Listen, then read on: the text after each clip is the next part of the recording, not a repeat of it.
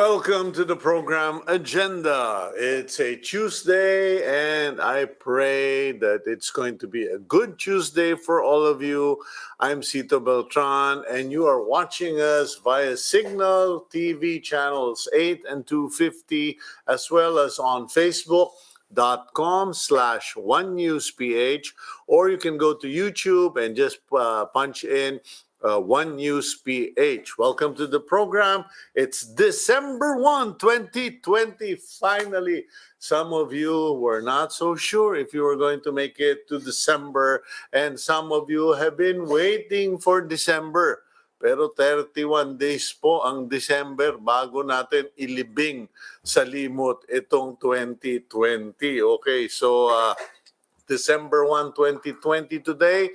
So 31 days to go and we can just kiss 2020 goodbye. But does it really mean that when we kiss 2020 goodbye, our woes, our tragedies, our challenges are going to fly out the window? We're not sure about that given COVID-19. Pero hope springs eternal, and there is hope in the Lord. So medyo tuloy-tuloy pa rin po, no? We just carry on. And in fact, there are people who seem to have forgotten or have gone into the holiday mood, Christmas mood, nakalimot na may COVID-19 po. And that is why we have asked Undersecretary Jonathan Malaya to join us today to talk about social distancing kasi mukhang maraming nakalimot. So much so that even Manny Pacquiao and Secretary spokesperson Harry Roque binabanatan sa Facebook or napuna sa Facebook last weekend kasi nagpunta sila sa mga events na kung saan kitang-kitang walang social distancing. Nakamask, pero walang social distancing. And wag naman po natin masyadong apihin yung dalawa, no? Kasi sabi nga ni Roque, imbitado lang po ako eh. I mean, my experience over the weekend was that we went out to have dinner ng kaibigan kong pastor. Akalain ba naman namin yung outlet mall dyan sa may boundary ng Lipa at Malbar, dyan sa may Lima Industrial Park. Yung tabi-tabi yan eh. Abay, akala mo papunta lahat sa fiesta. Akala mo biglang may Santa Cruzan. And it was a scary experience. We were like dodging people, getting out of the main traffic of people just to go to a restaurant kasi walang makainan. In any case, ayun po, no? We will talk to Usec Jonathan Malaya of the Department of Interior and Local Government. We will also make kamusta our mayor from Evelio, from Bacolod City, Mayor Evelio Leonardia. Alamin natin, how is Bacolod? Has it improved? How is the COVID situation? And is it really difficult to get to Bacolod nowadays?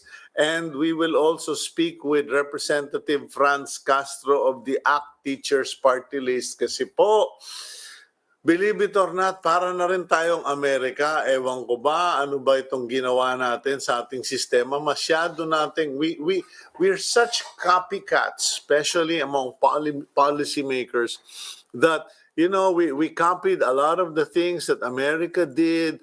And yes, it is good to protect children. Yes, it is good to protect children from abuse, from maltreatment.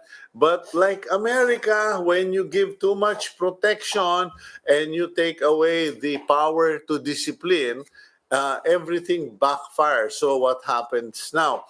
May balita po na yung mga teacher nabubuli na o natetreten. Yung tipong, sige, subukan mo lang akong pagbantaan, subukan mo lang akong paluin o pingutin sa tenga, babanatan kita ng child abuse, etc. So yung mga teacher parang, ako nagtuturo, just like in America. They just go to the blackboard, they take attendance, they teach, and they won't challenge the kids. Why? Because they don't want to be brought out, face charges against themselves and against them. And yun na po, no? We need to review all of this and find out what happens. Kasi Sa bahay, hindi naman pwedeng gawin ng bata yun eh. Subukan mong hamunin yung nanay at tatay mo. Baka wala kang ulam, wala kang almusal.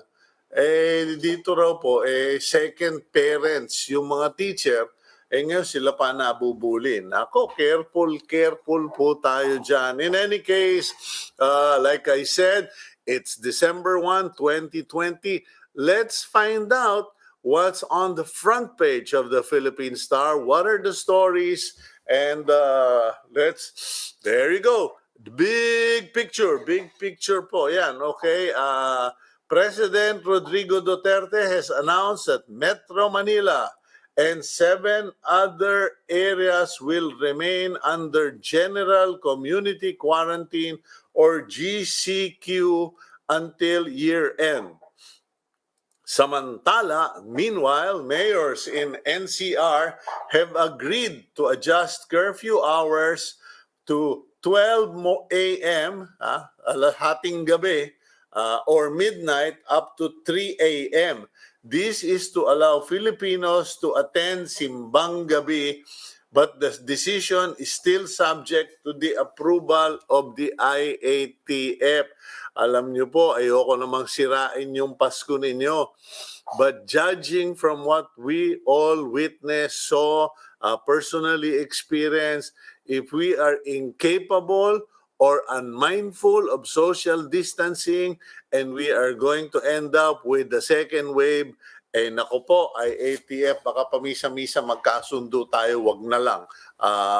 I'm sorry, you can still get up at 4 o'clock or 5 o'clock in the morning and watch it on TV or do it on TV kasi alam niyo po, yan po, lamig, tapos siksikan o malapitan ng tao, nako po, yan, malamang at malamang dyan kayo mako-COVID. In any case, we will leave it to the authorities, but no thanks. Maski na kami sa Victory, meron naman kami sambang gabi or kung gabi pa ba yun, o umaga na yun, sambang madaling araw. Pero no thank you, we're all online just to be safe. In other news, okay, at the top of the page, Okta Research warns that COVID cases in the country may hit 500,000 before 2020 ends. Okay? Bago mag-the end ng 2020, 431,000 na ngayon. Di konti na lang.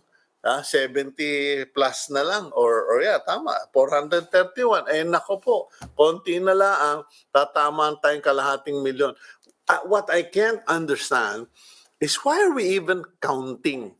What is the intention of counting total number of cases? Are we on a, we count them, yes, by government needs to count, monitor, so that they know the stats. But why do we need to make a big deal out of it and tell the public we're nearing 500,000? Kasi parang sa akin, contest ba ito?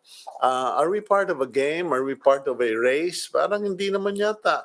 And then it just makes us look even worse, okay? I sorry, I'm not being a Trump, but pero parang I see the issue behind it. Parang paramihan ba to? Anyway, okay, we go on then.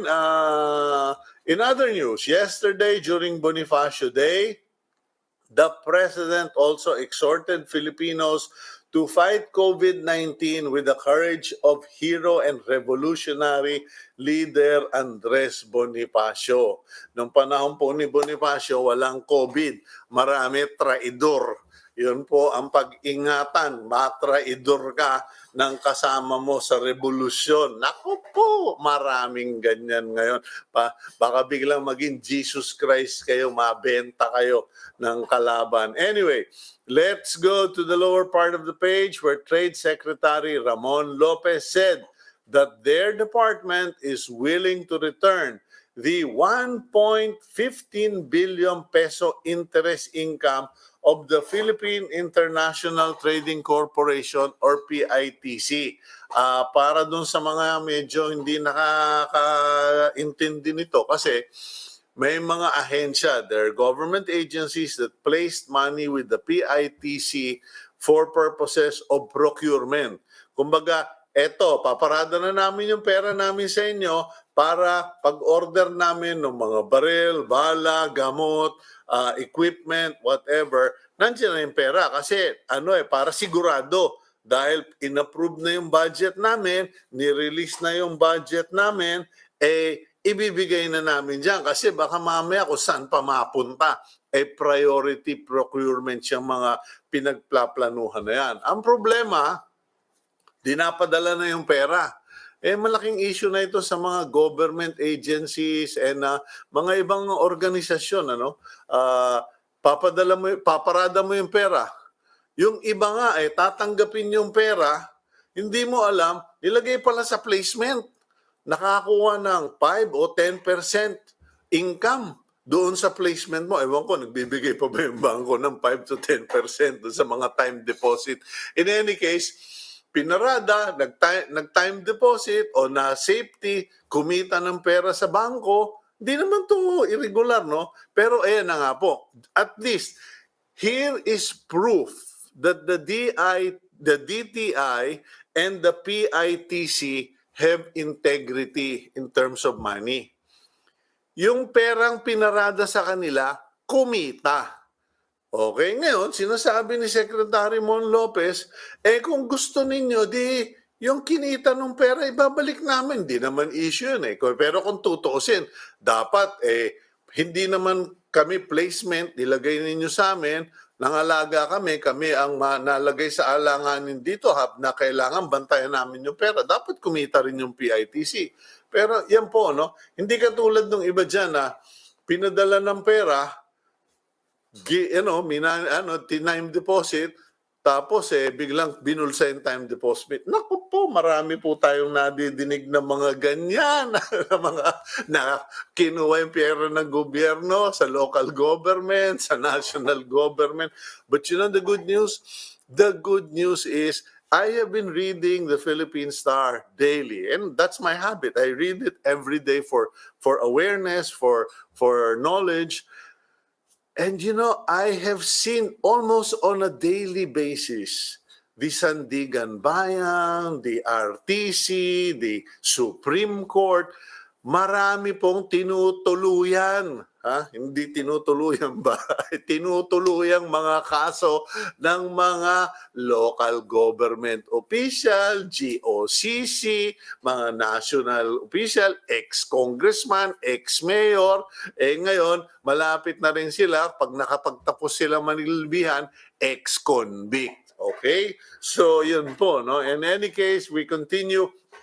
I just wanna, instead of criticizing PITC and DTI, purihin po natin. Ayun, ebidensya. Sila, intact yung pera, kumita pa yung pera, binabalik yung kita para walang masabi yung mga bumabati ko sa kanila. Lalo na yung mga senador na talagang nag-uungkat nito. Ang akin lang dyan, mga Senators Franklin Drilon and Ping Lacson, hanapin niyo po doon sa ibang ahensya, doon sa mga ahensya de tulisan, okay? And lastly, it comes as no shock that Merriam-Webster Dictionary says that pandemic is their word of the year. Word of the year, pandemic. Dati nang word yung pandemic parang hindi naman bago yung pandemic medyo, I don't know, just my 2 cents, it's not new. In any case, yun po, no, tayo ay magbe-break muna. We will go for a quick break after having read the newspaper, the stories in the front page of the Philippine Star. Buwelo lang tayo, isang higop lang ng tubig, and we will be right back here on Agenda.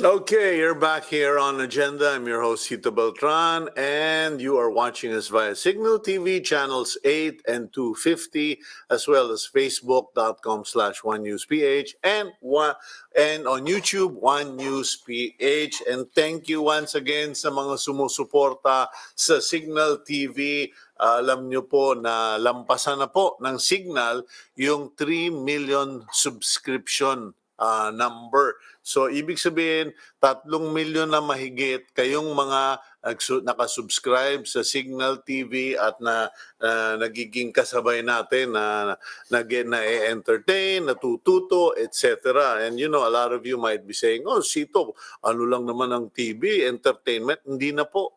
It has completely changed, you know, because of this type of this satellite system. Pati yung mga nasa probinsya, natututo na sa mga interior, natututo na sa mga renovation, and then they're up to date with what's happening globally. So please keep it up and please continue to promote Signal TV. In any case, tayo raw po pupunta sa Bacolod muna. Pupuntahan natin si Mayor Evelio Leonardia ng Bacolod City. I don't know if he's there already. Gab, just let me know when he's available. Sandali lang po. In any case, no, meron po kasing picture dito sa picture sa metro section, yung mga balita ba sa Metro Manila sa nasakop ng Philippine Star. Ayan po, no, diyan, mahabang pila ng tao. Okay, mahabang pila po 'yan ng tao. Hindi po 'yan nanonood ng parada. They're not watching a parade. They're actually lined up waiting to get onto the EDSA busway due to the closure of the Metro Rail Transit for repairs over the weekend, no? Okay, ngayon ang akin lang po, no, kasi over the weekend din yata, Sunday, DENR Secretary Roy Simato gave a speech where he said that he or they or the administration supports the use of bicycles, bicycle day, etc. because last Sunday was bicycle day. Malas lang kasi maulan, marami sa atin hindi makapagbisikleta. Ako po, tatapatin ko kayo, matagal-tagal na ako hindi nakakapagbisikleta because I've had some rather, hindi naman serious, pero medyo matinding aksidente, injury. Nalaglag lang naman ako sa manhole, medyo ite-therapy ako beginning today. So pakidasal na yung aking pagte-therapy, 2 months therapy, pagkatapos sa awa ng Diyos, baka medyo okay na tayo. But in any case, yung sa bicycle, bicycles, alam niyo po, we have enough space, we have enough reason, and there is enough money out there to promote the use of bicycles in Metro Manila and other urban areas para lang mabawasan itong traffic natin at saka mabawasan yung sayang na pera ng Pilipino. Biruin mo, kung nakabisikleta ka, papayat ka, makukondisyon ka, yung mga tiga Holland, tiga Netherlands, kagaganda ng mga legs. Pati lalaki, babae, ang gaganda ng legs nila because they cycle anywhere. The only way that's going to happen is if we create the infrastructure and someone is appointed by Malacanang. Hindi po yung maggawa kayo ng executive order, 1 day a year is bicycle day. That's not going to work. You need to make it a program of government. It needs to be legislated and it needs to be done. Kasi alam nyo po, hindi magbibisikleta ang tao kung alam nilang mapipisat sila dyan sa EDSA o kahit sa ang kalsada. Yun po yung katotohanan. Hindi katulad sa ibang bansa. Lalayo pa tayo, Iloilo lang. Meron silang elevated bicycle lane. Anyway, okay, medyo nagrarambol-bugi ang ating team agenda. We will now bring in Usec Malaya as scheduled kasi naayos yung connection niya. Usec, Undersecretary Jonathan Malaya, DILG. Good morning, sir. Waiting. Ayun, parang waiting, hinihintay mo hinihintay mo yung binolang numero. Okay. Medyo minamalas tayo ngayong umaga. But in any case, just going back to that thing, kasi I really believe that we can achieve a lot. Alam niyo po, itong COVID-19, many of you feel bad about it. Many of you are saying that it's the worst thing that ever happened in your life, etc. But there are some of us, and I will talk about that later in the show if I get the chance, on how COVID actually made a lot of us healthier people. Okay, we'll go back to that. But first, let's bring in Undersecretary Jonathan Malaya. Usec, good morning. Waiting. Sorry, I'm just trying to cheer all of you. We have reason to be cheerful. December na. Ayan, meron na akong Christmas tree. White Christmas tree pa. Meron pa akong ho, ho, ho. Pag hindi pa kayo naaliw, ewan ko lang. In any case, ayan yata. Okay, third time's a charm. Good morning, Undersecretary John Malaya. Yes, good morning, sir. Good morning, Cito. I just had trouble connecting. Medyo may problema yung internet this morning. Wala, part of a work from home mode na yan, Usec. It is our reality. Mabuti nga walang tumatahol na aso dyan eh. pero wala ka pa yatang wala ka pa yatang mga Christmas decoration dyan sa frame mo, senyor. Well, nasa labas, nasa living room yung mga Christmas decors. Okay. I'm in the office now at home. Okay, papadalang kita ng miniature Christmas tree para malagay mo dyan sa background mo. Okay. Not appreciated, sir. Okay. In any case, good morning to you and thank you for joining us. Medyo seryoso. It's a serious concern because I thought it was an isolated case. I was in Lipa over the weekend, visiting my home there, and lumabas kami for dinner. And paglabas namin, walang biro, this was around 7 o'clock or 6:30, traffic. And sabi ko, kakaiba ito. Ano to? And then my pastor said, hindi, alam mo, nag-uwian ng mga tao, long weekend. O sige, okay na yan. Gutom sa pasyal ng Pilipino. Let's head the other direction. We went to a nearby, open type mall, single story mall facility, outlet facility dyan sa Lipa Malbar boundary. And ninervyos ako, Yusek John. I'm being honest, I'm not exaggerating. I was scared because papasok pa lang kami, para bang yung mga taong naglalakad papunta sa piyestahan na pulupulutong, marami, a constant flow of groups. And I said, bro, I don't like this. This will not amount to good. All these people are headed in the same direction. I'm sure that place is crowded. And true enough, meron daw kasing Festival of Lights, yung puro ba mga ilaw-ilaw na dekorasyon, alam mo yung mga bata gusto nilang magpa-selfie. And I was hoping na may mga pila, may cordon, mayroong lahat naman, in fairness, lahat nakamask, pero sir, lahat dikit-dikit na. Pati nga yung naglalakad lang towards the different outlets, dodgeball iwas kami kasi siyempre senior citizen. Now, I thought it was an isolated case, and then I found out that Harry Roque got badgered on Facebook because he went to an event somewhere in the Visayas, opening of an airport, wala raw social distancing. Manny Pacquiao went to speak somewhere in Batangas as well. Ganun na naman, walang social distancing. And then I saw somewhere in the Visayas again, merong parang opening ng isang fiesta or event. Ganun na naman, dikit-dikit ang tao. And I said, whatever happened to social distancing? Well,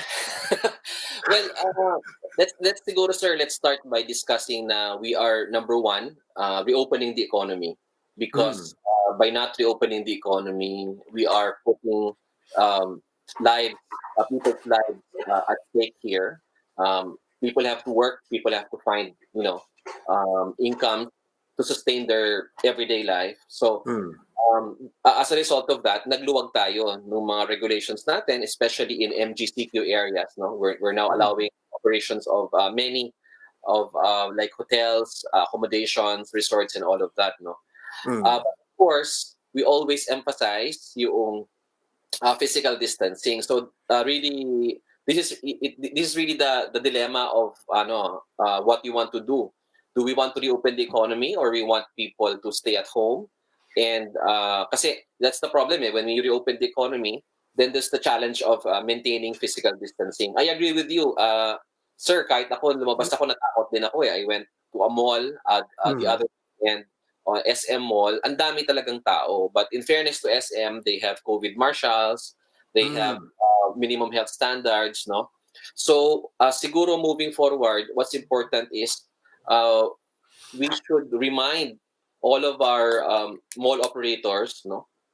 Kasi kailangan, sir, kasi ganito, sir, this is already a whole... Yusek, wag mo ko siniser, Yusek.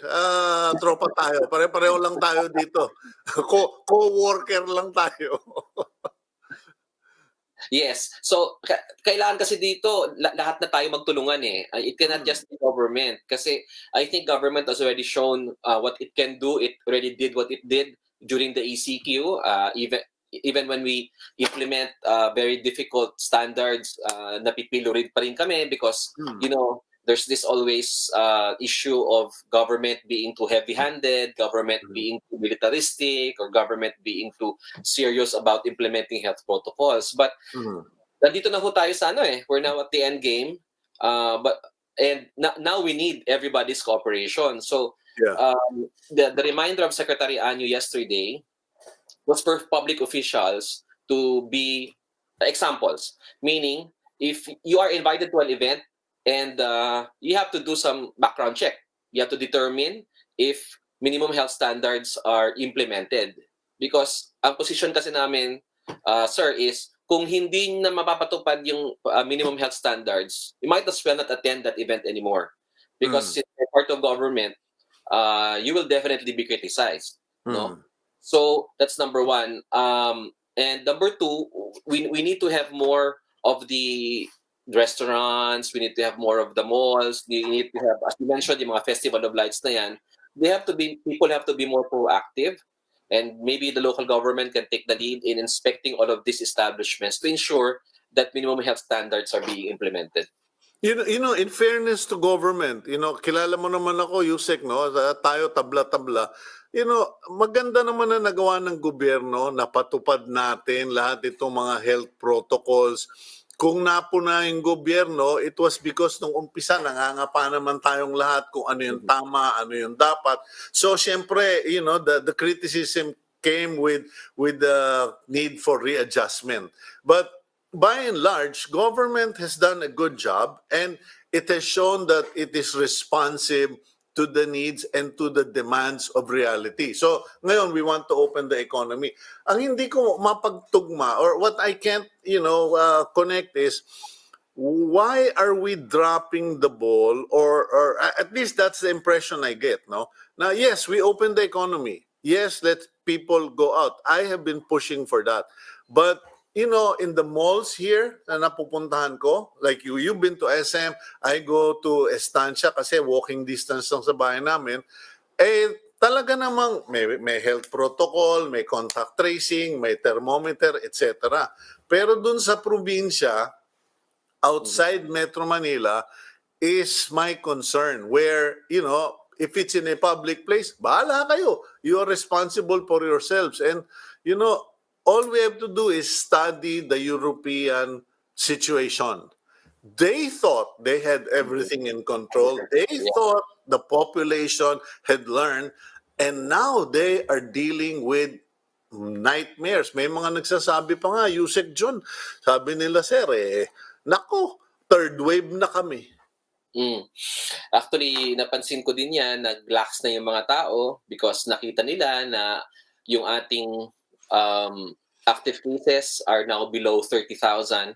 No, we are in a better place than many months ago. Actually, we are in a better place than many other countries around the world who are having, as you mentioned, second and third waves. But again, we cannot be complacent. No, this is now part of the new normal. The vaccine realistically will be here around middle of next year pa. So we have like 6 or 7 months to go to ensure that we do not have this resurgence. So dito po, really, we need everybody's cooperation now. Kaya, Usec, hindi ba pwede, Usec, kasi lahat naman ng ginawa ng gobyerno, no, in hindsight, kasi sabi nga nila, pag hindsight, nakita mo na lahat, maayos naman. Even contact tracing, it is clear that many local governments are now going computer, app, hindi na yung papel, etc. So nagagampanan naman. What I don't understand is why we are not embracing yung Marshall program, yung COVID Marshall program, or yung social distancing Marshall program, or health protocol Marshalls, kasi it will create employment. Pangalawa, it will enhance our defense regarding the spread of COVID. But for some strange reason, it has not been adopted into the program of government where it is ideal. May trabaho na, meron pa tayong seguridad. Yeah.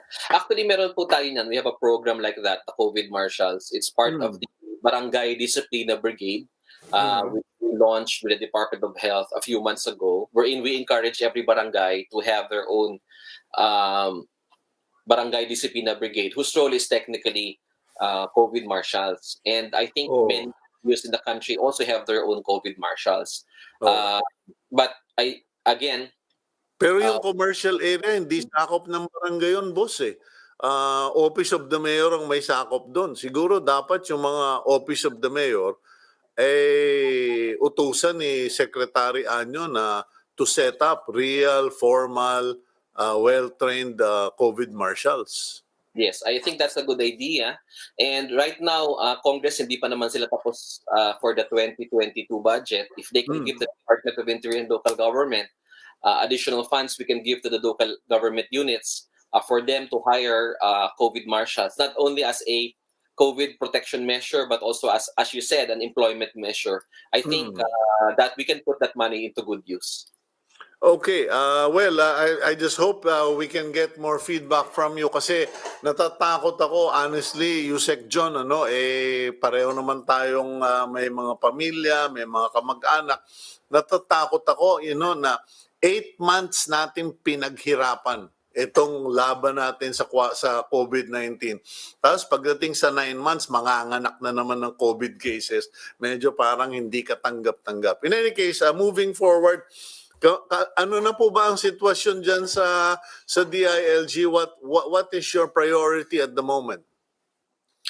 Well, we have a lot, we have a lot of, we have a lot of priorities, no? Kami naman, almost every issue we do something, no? We do something. Local government units are involved in everything and anything under the sun. Specifically, ano ho yung inyong what do you want to know? Hindi, ang nagtataka kasi ako, no, nung Sunday ba yun, lumabas sa dyaryo kahapon, nagsalita si Secretary Roy Simato tungkol dito sa bicycle day, bicycle lane, etc. Sabi ko, not to criticize si Mato, no, kasi I respect the man. I honestly, sincerely respect him. He works hard and he's earned his stars. But sabi ko, bakit si Secretary Simato ang na-feature sa dyaryo regarding National Bike Day, regarding support for bicycles? This should really be a DILG priority kasi makakatulong ito sa mga nasasakupan ng DILG. Yes, it's also one of our priorities. In fact, may memorandum circular sa Secretary Anyo for the creation of bike lanes all over the country. And we are working extensively with the Metro Manila Development Authority for bike lanes. But alam nyo naman, yung ating mga kalsada hindi naman ganun kaluwag. But slowly we are seeing more bike lanes across the country. For example, in Quezon City, may mga bike lanes nang na-identify dyan. In Pasig, even in Parañaque, along Sucat Road, there are already bike lanes. So, but of course, we need to do more to expedite the construction of bike lanes. Even doon sa aming road clearing program, hindi namin sinama doon yung construction of bike lanes. We made it an exception, no? If the LG is working on bike lanes, in constructing bike lanes, that should not be considered as a minus point for them during the road clearing program, because we consider bike lanes as an integral portion, no? An important portion of our roads. Yusek, please allow me to put you on hold. Break lang tayo, 1-2 minute break lang. Commercial lang kami or put some reminders, but we'll be right back. Please stay there. Agenda will go for a quick break. We'll be right back, ladies and gentlemen.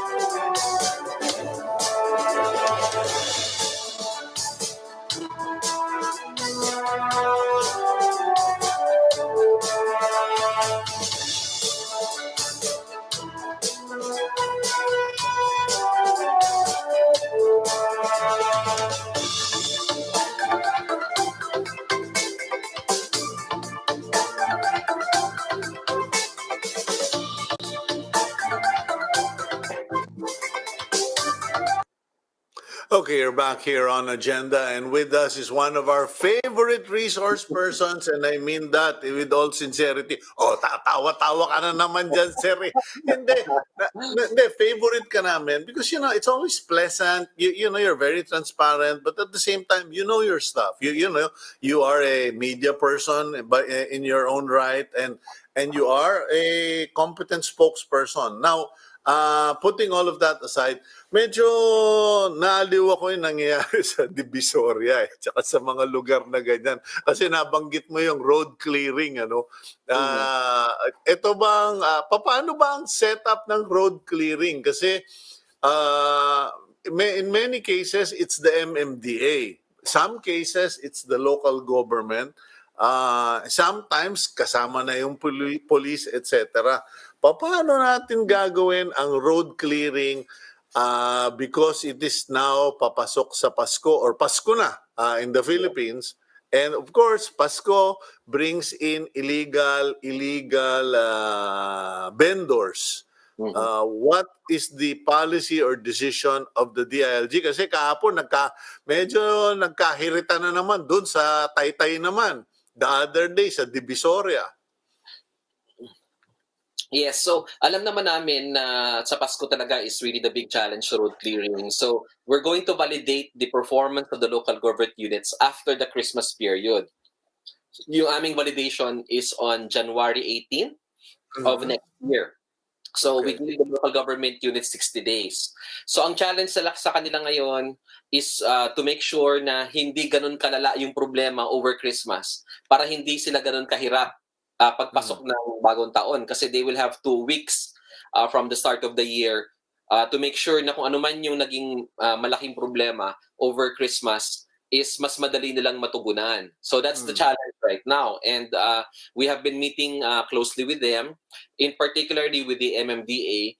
Ang cooperation namin with the MMDA is sa mga national roads and main roads and sa mga mabuhay lanes. No, we work closely with them. And then all the rest of the roads, we work with the local government units. And as you said, we also work with the Philippine National Police. John, you know, what makes me wonder about this, no? And I'm not being critical, pinagtatakaan ko lang and siguro sana mapag-usapan ninyo sa DILG. Kasi we do road clearing and with the DPWH as well, because of the traffic concern. And this has persisted for decades. Pero walang nagsasalita na can we not address the real problem that causes this problem? And it is vendors with no place to sell. Kasi alam mo, ewan ko, nakapunta ka na ba sa South Korea, sir? Yes. Okay. Siguro na. Oo. Tsaka siguro napuntahan mo doon yung kanilang equivalent ng Divisoria. Di ba yung kanilang Divisoria equivalent doon, natatandaan ko, akala mo isang kalye lang or isang floor lang, isang level. Yung pala, may 2 level sa ilalim na lahat ng mga tindahan pag-aari ng tindero. They invested on those stalls. So, what I'm saying is, it has been said time and again by those illegal vendors, saan naman po kami lulugar? Kailangan din po naman namin maghanap buhay at ito lang yung kaalaman namin. But no one, it's like yung squatters. Puro relocate, itapon kung saang lupalop sa malayong lugar pero hindi kinikilala yung kanilang karapatan maghanap buhay sa Metro Manila. So ngayon, ina-address na natin yan. But these vendors and the need for selling areas or buildings has not really been discussed by local government or even, sorry to say, the national government. Yes, actually, this was identified by government. Ito kasing road clearing, ang mga objectives naman yan, as you said, is to make sure that roads are clear for traffic purposes and also for orderliness. Sometimes you forget there's also the concept of orderliness. So during road clearing 1.0, na-identify na natin yung mga problemang yan. For example, in Baclaran, as a measure to address yung problema ng congestion sa Baclaran, the local government has allocated funds for the construction of a night market across the Baclaran. Okay? So in-identify nila yung kanal doon na maluwag, no? That's part of the public domain, and they're constructing already a place for vendors so that the vendors can be relocated to that area. At nakita natin, we were successful, no? Na-clear yung Baclaran. So now being replicated in many parts of the country. Last road clearing 1.0, when they went to Legazpi City, minove nila lahat yung mga vendors nila to another location. So I think yun ang maganda sa road clearing. It forces the local government unit to think of a way to solve the problem And it also allows them to skip the politics. Kasi ang lagi lang nilang sinasabi, wala ho kami magagawa, utos po ni Presidente. Wala po kami magagawa, utos ng DILG. So, nakakaroon sila Pero ng... bilib ka rin, ha? Bilib ka rin, sinisisi si Presidente, pero popular pa rin si Presidente. Pero yun ang sinasabi namin sa mga LGUs na alam ko na may mga limitasyon kayo because there's always local politics involved. But now, you can point to the national government na kami naman ang masususpende. And I've heard many mayors say that, no? Even Senator Joy said that, no? Kailangan ayusin natin to kasi bago ako masuspende, ipapasuspende ko kayo. Yun ang sabi niya sa mga barangay officials niya, no? So, that's the way that's what we're doing now. We're trying to ensure that we also solve the deeper problems that result to congestion on the roads. Which brings me, sir, to the topic of road discipline or road safety. Kasi sa tingin ko, kailangan nating isabay yung road education program dito sa ginagawa nating road clearing. Because nag-aayos nga tayo ng kalsada, pero yung mga drivers natin, yung mga nakabisikleta, hindi naman nila naiintindihan yung mga road signs. Hindi sila marunong magbasa ng mga yung mga traffic lanes or whatever, no? So, the DILG intends to work closely with the Land Transportation Office and with the DOTR para isabay natin yung road education program dito sa gagawin nating road clearing. Okay, Usec John, kasi ako, kilala mo naman ako, nakikisama ako, nakikitulong ako sa iba-ibang ahensya at nakaupuan ko na ilang beses na ako nakipag-upo, lalo na sa mga may sakop sa road safety, sa road education, etc. But all of them have said one thing in common but has not happened. I mean, for Metro Manila alone, only, no? For Metro Manila, sabi nitong lahat na ito, whether privately or publicly, I have been told time and again, kung malalagay lang yung dedicated bicycle lane, kung malalagay lang yung dedicated motorcycle lane, katulad ng ginawa ni Secretary Tugade dito sa bus carousel, ang mangyayari, mababawasan na yung paekis-ekis ng mga sasakyan. Kasi right now, because of the bus carousel, napipilitan na yung 3 lanes para sa private cars. Kasi karamihan sa kanila, hindi pa rin nila magets na pwede na silang pumasok doon sa yellow lane. Habang hindi sila pumapasok doon sa yellow lane, dapat ilagay na yung yellow lane na yon sa bisikleta at sa motorsiklo para, kumbaga, we all stay in place and we all flow fluidly. But it seems that is not happening because the DPWH is not prioritizing it. Do you know why? The DPWH is not prioritizing the construction of bicycle lanes? Yeah, bicycle lanes and why is there no agreement on a dedicated motorcycle lane na may embankment para protected. Kumbaga protected and isolated lanes for motorcycles, for bicycles para wala na tayong pakialaman. Kumbaga ito yung mundo naming private cars, ito yung mundo naming mga tiga-bisikleta. Yes. Pero we also need to work with the public here kasi napansin din naman namin may mga lugar tayong may bicycle lanes naman pero hindi naman ginagamit ng mga nagbibisikleta. May bicycle lane. Pero nandun pa rin sila kung nasaan sila, kung saan nila gustong magbisikleta. So kaya namin naisip Kasito na pag-isipan ito ng na malalim na siguro kailangan sabayan ng traffic discipline education program, road safety education program. Na wag lang tayo magsasabi na ito sabayan natin ng public education, massive education program na ipapaliwanag natin sa mga tao na ito yung kailangan gawin nyo. Ito yung mga panuntunan, ito yung mga road signs, ito yung mga ibig sabihin ng mga broken line, itong ibig sabihin ng mga unbroken line, ito ibig sabihin ng road signal na ito kasi unfortunately, up to now, karamihan sa ating mga kababayan na hindi pa rin nakakaintindi sa mga Okay. paligid sa kalsada. Tama ka doon, and I support that, Yusek John. Pero may kasabihan tayo, you can't teach an old dog new tricks. You can only penalize it. Kumbaga, alam mo, yung mga bata natin ngayon, yung mga techie, yung may mga cellphone, may mga tablet, bahain natin sila ng mga ng mga memes tungkol sa road education na gusto ninyo. I support it. I think that's the best way because the kids are teachable, the young adults are teachable. Yung mga matatanda, multa. Multa lang tayo ng multa, di kumita pa kayo, di ba? Yun lang ang suggestion ko. Yeah, actually ang isa pang gusto sana naming aksyonan na ng Land Transportation Office kasi hindi lang naman kasi to DILG Cito is Oh. also yung demerit system sa mga demerit system sa mga lisensya, which has been very effective in other parts of in many countries around the world. Alam mo, Yusek John, unahan na kita, pasensya na kasi paubos na oras natin ha.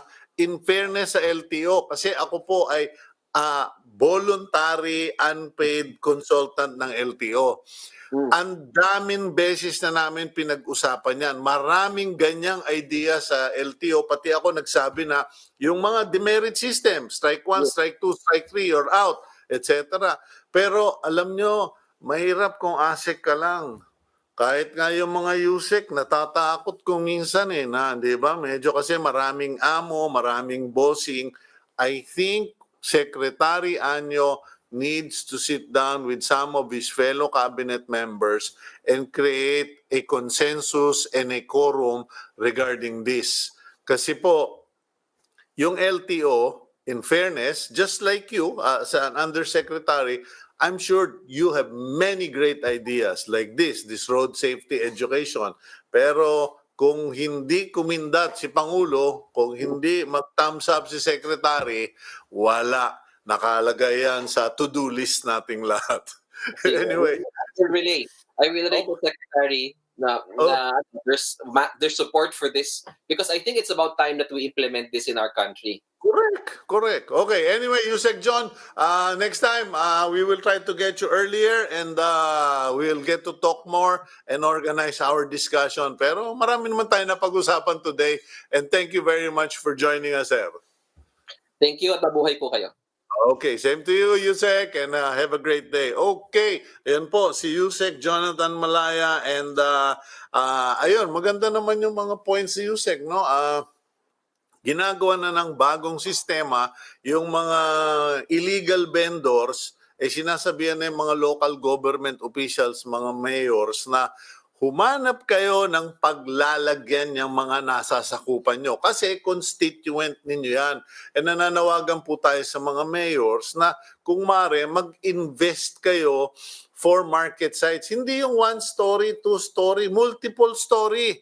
At hindi lang yung paupahan, kumisa napapatay pa yung market administrator, ibenta nyo yung mga pwesto. Kumbaga, hindi ko pa ginagawa itong market, pwede na kayong bumili ng pwesto. Di may pera yung local government para pambayad sa construction. Kahit na 3 years to pay. Kasi alam niyo po, ladies, you may not know this, but many hospitals, private hospitals that are being built all over the country, especially in the urban areas, okay, sandali lang, Gab, sandali lang. What's happening is, when they build the hospitals, they encourage graduating students of medicine or yung mga nakagraduate na first year na kung gusto ninyo, mag-invest na kayo dito. Doon sa Lipa, may tinatayong ospital. Ang isang clinic, para sa isang doktor, 750,000. You pay 750,000, 3 years to pay, and you can get to practice there. You get to have an office there. I don't think you get to own it, but it's your office for the duration that you wish to keep it. And then, pwede siguro ibenta na lang sa iba yung right o yung share. Same with the markets. Para hindi, kasi sasabihin ninyo itong mga illegal, isa naman kukuha ng pera. Di bigay nyo 10 years to pay, tapos binabayaran everyday dun sa kanilang benta, imbis na naho-hold up sila na kung sinong walang yung tarang ogag na mga hold-upper na sasabing organizer. Anyway, Let's go to our first mayor or our only mayor for the day. Puntahan po natin si Mayor Leonardia. Okay? Leonardia, Evelio Leonardia ng Bacolod City. Sir, good morning, sir. Good morning, Cito. May aga Okay, sa Pilog, Pilipinas. looking Yes. good pa rin, ha? Full colors and makapal pa rin ang bigote ng kaibigan ko. Well, at least on the surface. Okay. How is COVID-19 in Bacolod? Last time we talked, it wasn't such a nice situation, but I'm believing that it's much better now. Is it? That is right. And thank you for having this interest in Bacolod during those very rough times, and now that we are having better times.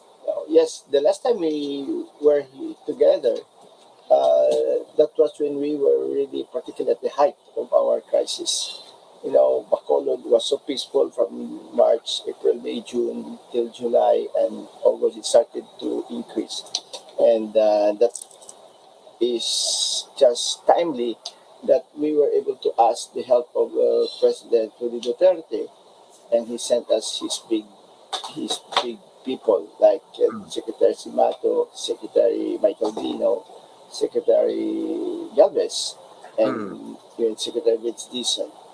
And then on top of this all, there was General Mel Feliciano and his wife Mia, who were the reason behind the success in Cebu.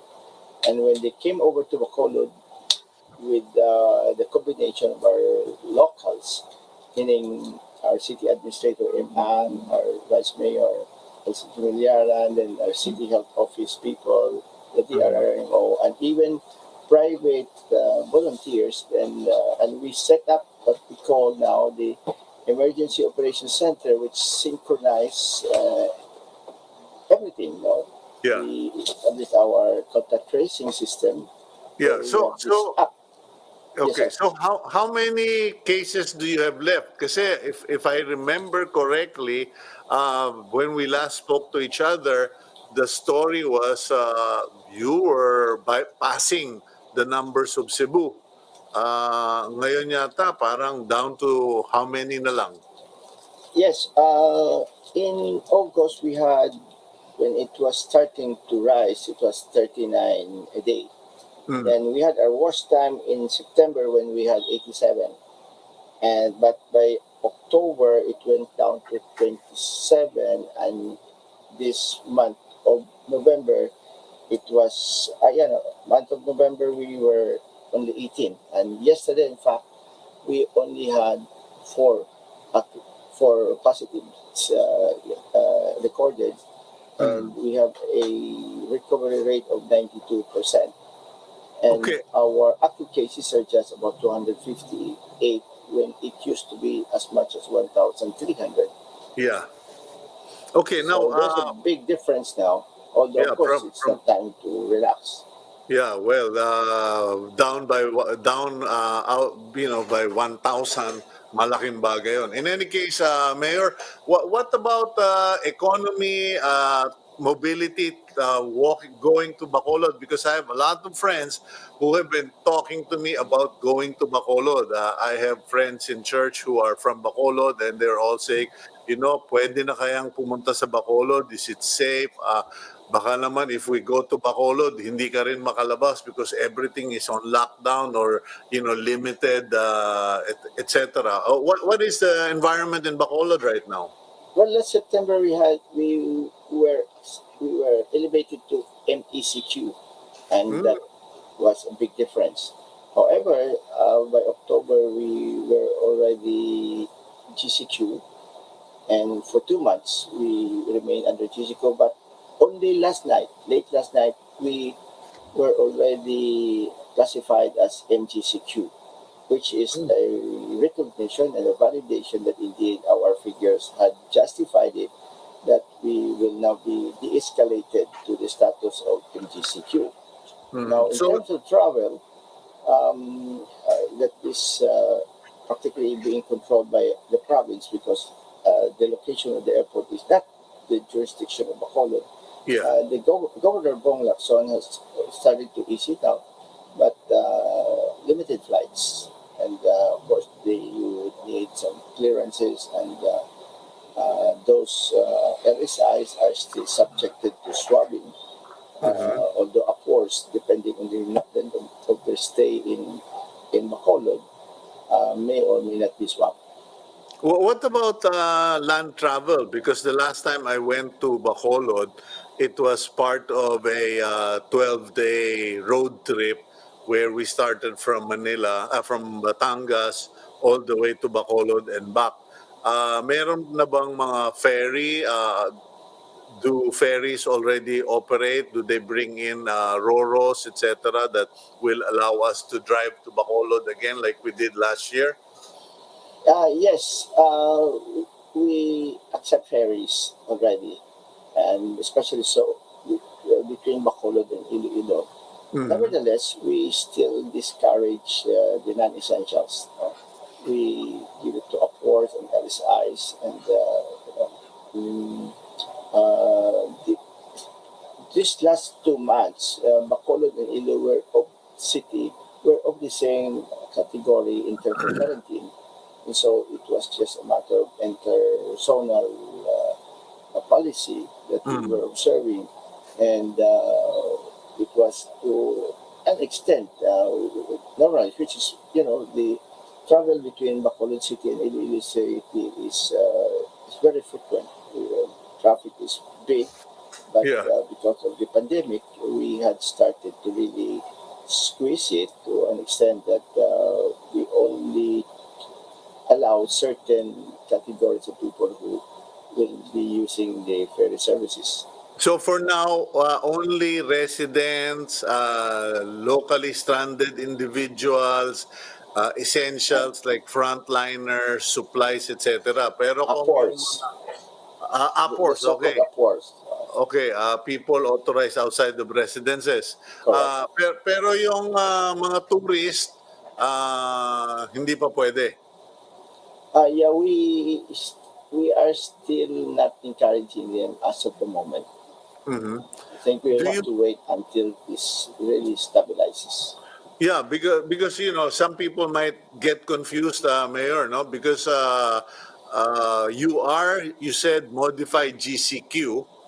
No, So only starting today. starting today, oh, so you're better off than us, or yeah, you're better off than us because we are under GCQ, Correct.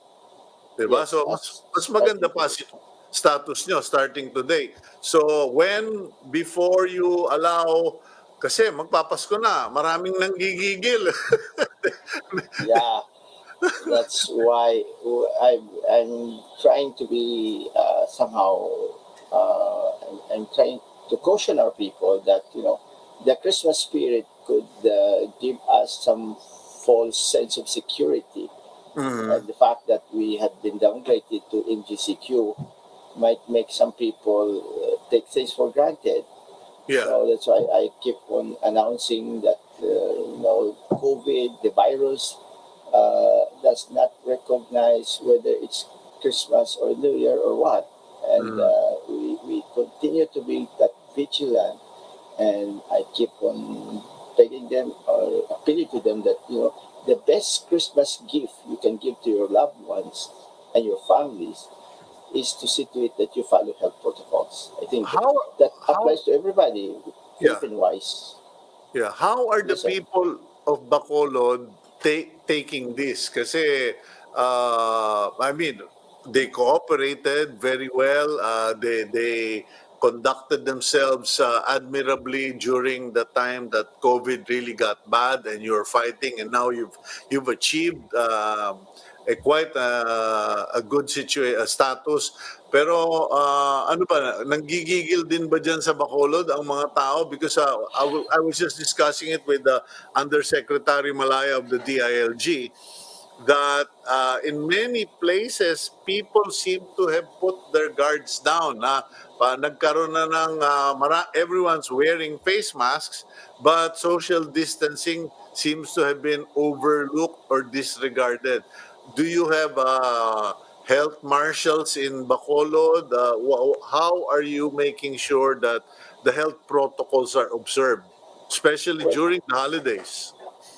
yes, the holidays is a big challenge. Well, for the record, the wearing of the face mask and even the face shield are now a matter of local ordinances. It used to Mm, be just an executive order coming from the mayor, but now the city council have made it an ordinance, most of these requirements. And in terms of patrolling the whole city, the PNP has played a big role.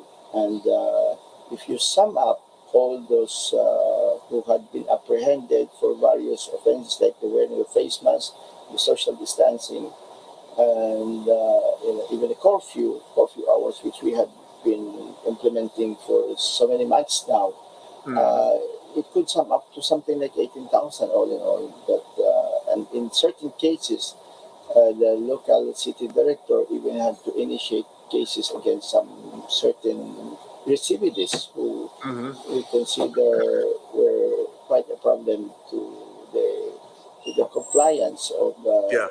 these health protocols. So it is, and of course, in terms of we have a what we call a task force disciplina.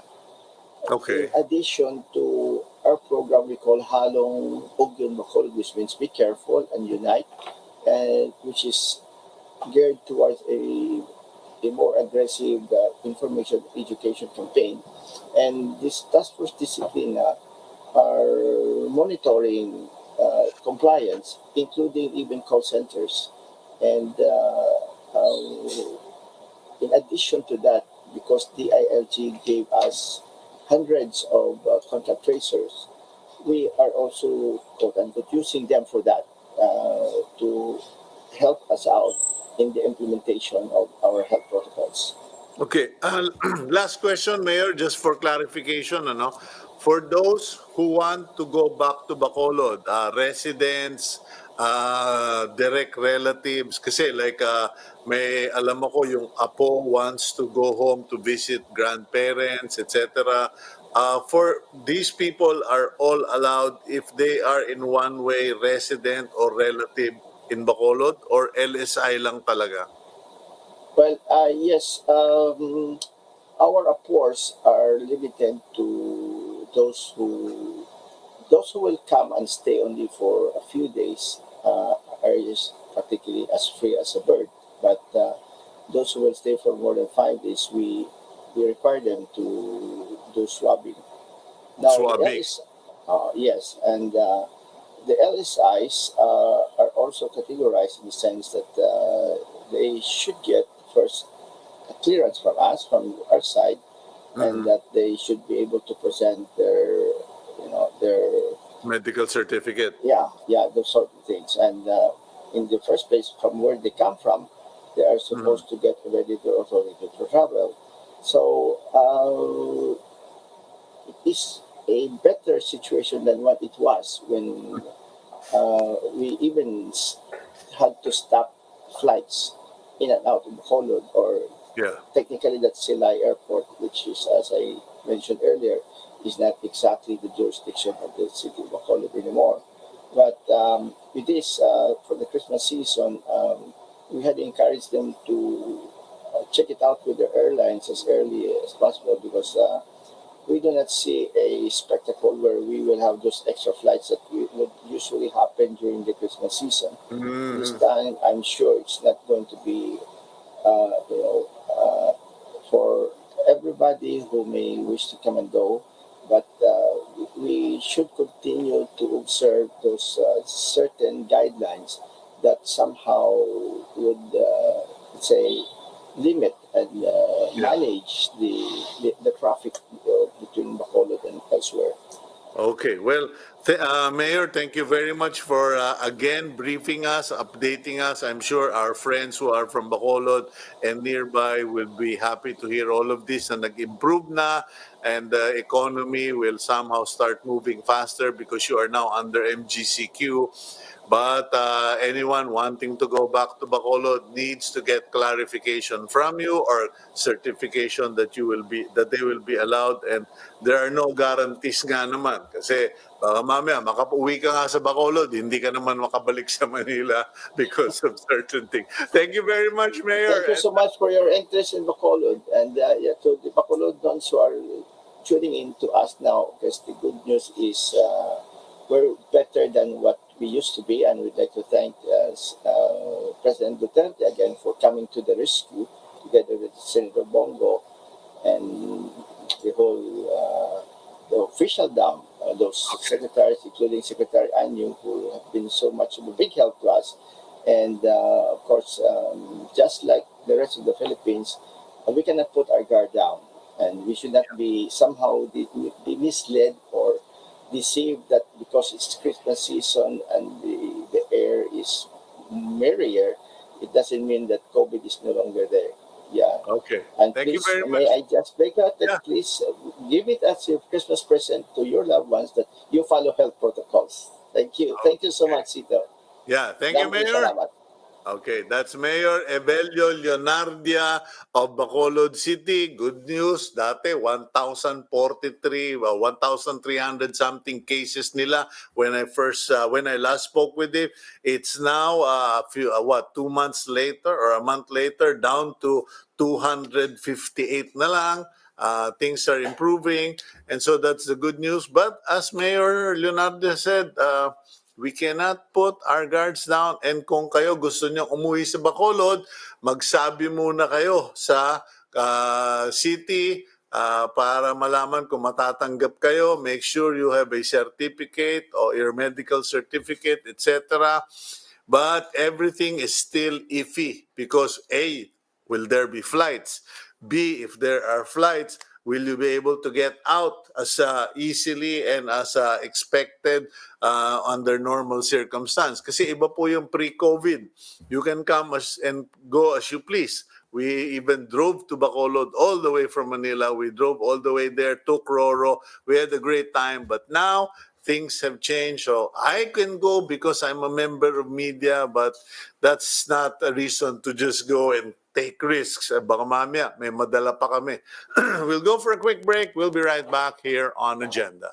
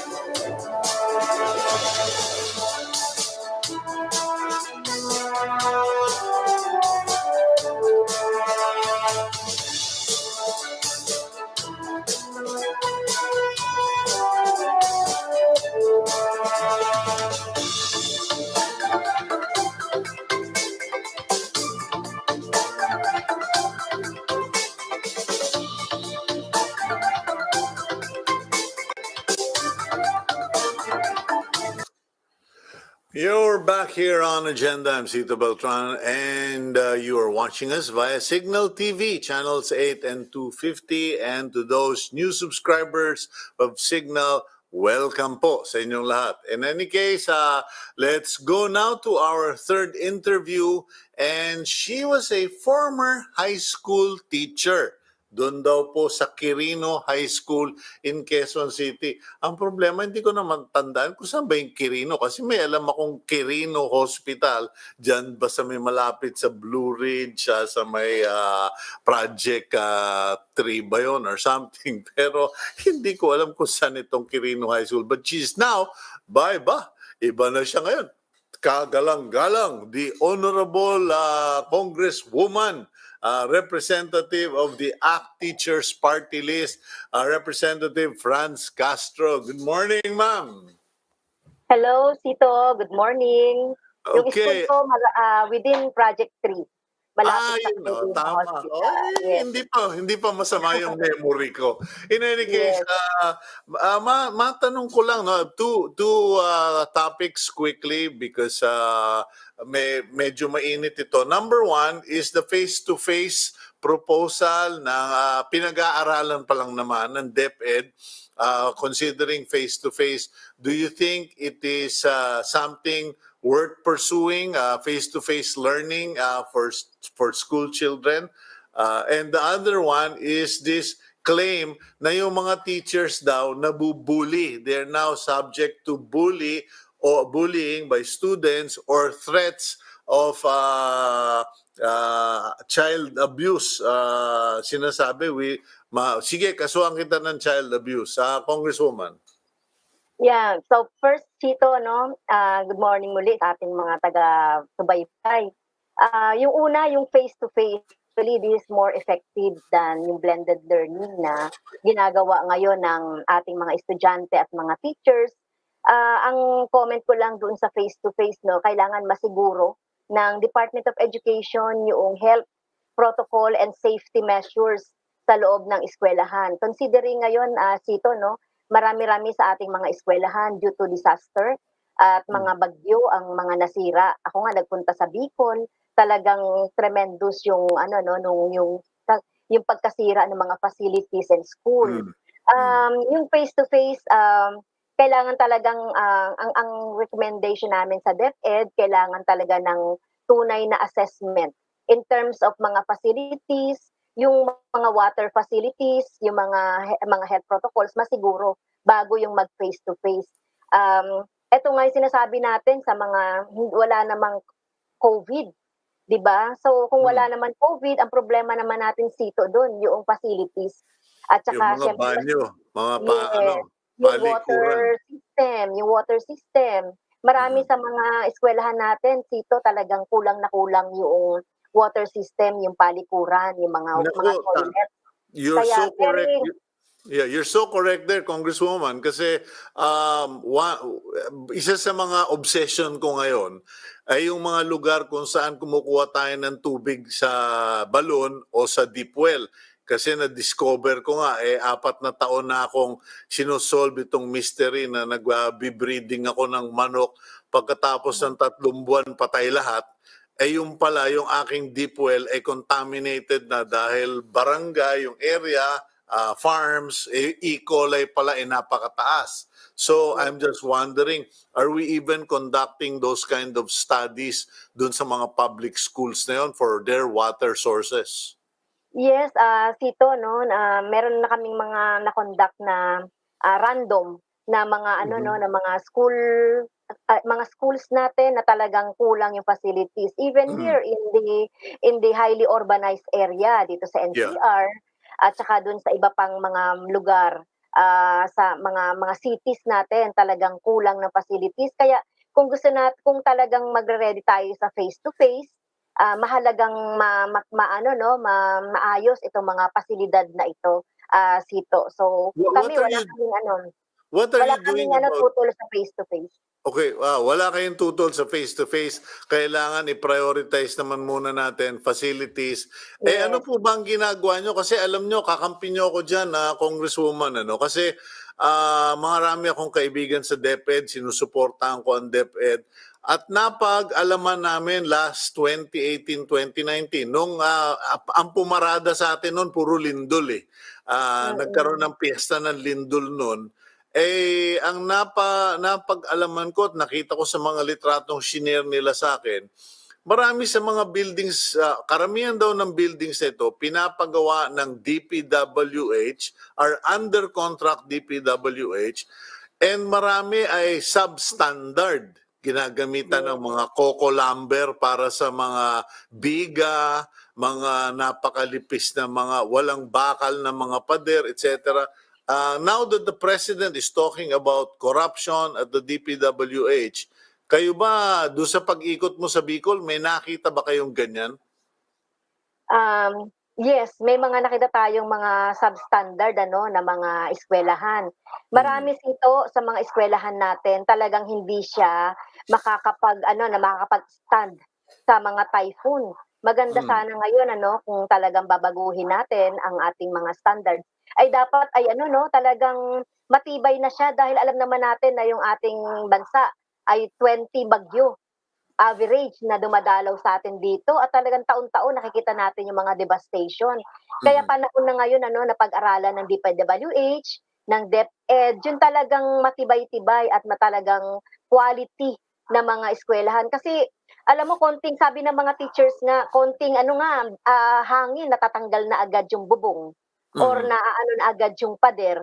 So, nakikita mo talaga dito yung hindi standard yung talagang mga ginamit na mga materyales. Okay, So, panahon yan, oo, yun na talaga ang dapat nating okay, gawin. last question na lang, Congresswoman, kasi last 2 minutes na lang ako. Baka ako mamultahan. Eh, Oo. yung pong sa bullying, is it a real problem right now ng mga teachers na sila ang nabubully? Oo, yung yung salitang bully dapat talaga yung mas matanda laban dun sa mas maliit pero eto ngayon yung mga teacher nakakaranas ng mga rin yung human rights violations sabihin na lang natin. Kasi minsan sila yung mga minumura, yung child abuse law, yung RA 7610 ginagamit sa kanila kahit simpleng classroom discipline, pagsita sa mga misbehavior ng mga bata ay kino-consider ito as child abuse. Kaya nga meron tayong House Bill 220 para yung institutionalizing support mechanism for public school teachers and school personnel on matters of student behavior or discipline at saka yung classroom management. Kaya tatlo yun dito, merong mga tatlong component yun. Kailangan magkaroon ng guidelines. Una, kilalanin yung right ng teachers bilang parental authority. Sa klase bilang sa classroom. Kaya yung class management at saka yung pagdidisiplina sa bata, wait sa child abuse, di ba? Sa 7610. Pangalawa, sito kailangan magkaroon ng guidelines para ito yung susundin, lalong-lalo na doon sa clear guidance sa pagdidisiplina sa mga bata. So, yun yung ating nakalagay dito sa House Bill 220. And mahalaga dito yung dissemination sa mga stakeholders natin, sa mga eskwelahan. So, yun yung yung nilalaman ng aking bill na Teacher Protection Act of 2019. Ayun. Okay. Well, we will monitor that, Congresswoman Franz, and sana po magtuloy-tuloy yan kasi sa akin, ang patakaran ko lang, sige, ayaw mong sumunod, labas ka ng kwarto, absent ka today. Kumbaga para ba sa opisina, absent ka, may deduction ka sa sweldo, pag nakakota naman Bawal sila. na po yun. Bawal na yun. Bawal mong paluin, bawal mong paluhurin, bawal mong pingutin. Pagkatapos sasabihin, pabaya ka. Ay nako, hindi po medyo... sige, Congresswoman, sabihan nyo lang kami at pag-usapan natin ulit ito sa susunod na pagkakataon. And thank you for at least addressing that problem. Thank you very much, ma'am. Yes, thank you, Cito, sa pagkakataon din. Ganda umaga. Yan po si Congresswoman Franz Castro, former teacher and now party list, ACT Teachers Party List representative para sa kapakanan naman ng mga guro. Kasi paano, ayan, kinopya-kopya kasi natin ng Amerika na sabi na nga ng Bible spare the rod and spoil the child. Hindi kanya nga pinataba ng Panginoon yung puwet ng bata para pag napalo mo, hindi naman na iindahin. Masasaktan, pero hindi indahin. And you might say, Sito, napaka old school mo. Alam niyo po, if you have to take care of 50, 60 students, pagkatapos must pass, you cannot throw them out of the classroom. Ako, nung bata ako, kulit ko. Ilang beses akong pinalabas ni Miss Soto sa classroom sa Don Bosco. You go to the playground if you want to play. Oh, dito ako, sige, swing ako, swing. Di ba? At least may paraan. Pag hindi ka naman nakakabuo ng number of classes, fail ka, ulit ka. Ganon. Walang must pass. Anyway, that's all we have for the day. Thank you very much. And dun po sa mga mahilig mag-alaga ng baboy, mamayang hapon, meron ako sa BMEG. Sorry, makikiplug na lang ako. Puntahan nyo yung BMEG Facebook account. Doon, may programa na naman ako doon. Kasi nagtuturo tayo sa pagbababoy. And thank you very much for all of you who watched the program today. Please include us in your prayers. And may God bless all of you. Thank you for joining us today. That's Agenda for Today.